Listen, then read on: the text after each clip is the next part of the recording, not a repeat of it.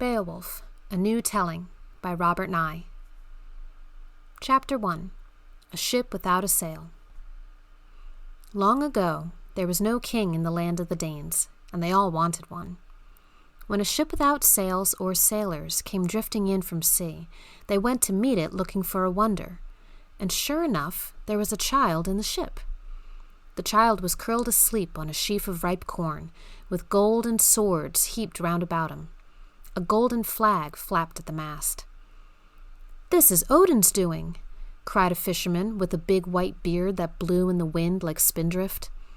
"We need a king, and he sends us this child across the sea. I'm sure he is a prince." "Of course he is," said someone else. "Look at his clenched fists and the way he smiles in his dreams. Oh, he's royal all right." "Perhaps he is Odin's son," said a third.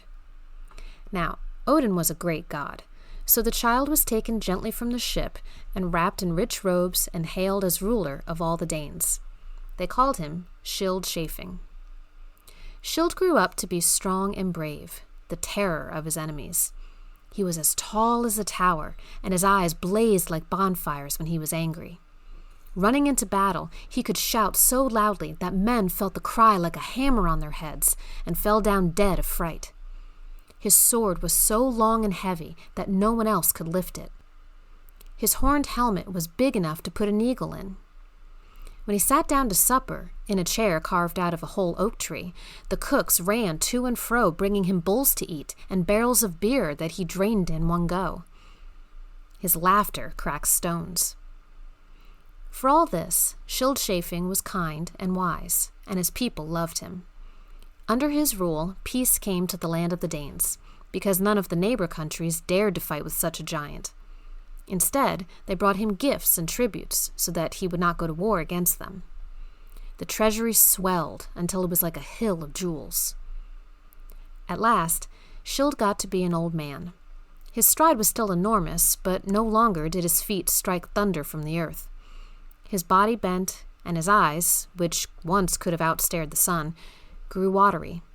He could not eat a whole bull any more. Scyld knew his end was near. He called his warriors to him and told them what they must do.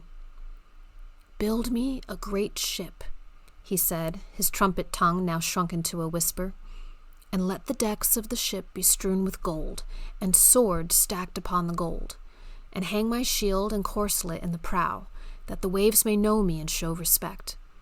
And in the heart of the ship, under the tall mast that must have no sail, prepare a bed that will burn, and in the heart of the bed let a sheaf of corn be planted." His warriors were sad, but they did as he said. Scyld lay on a silver litter at the water's edge and watched with tears as the ship was made ready. When all had been done as he had commanded, he dragged himself on board and lay down on the bed. They piled jewels on his chest where the great heart beat uncertainly, like the footfalls of a messenger near journey's end. They saluted him, one after another, and returned to the shore in silence. Dawn was coming, and the air smelt salty cold. The sheaf of corn flickered into thin green flame. Then it was gold and raging. The whole ship blazed as it moved against the wind and out to the waiting sea.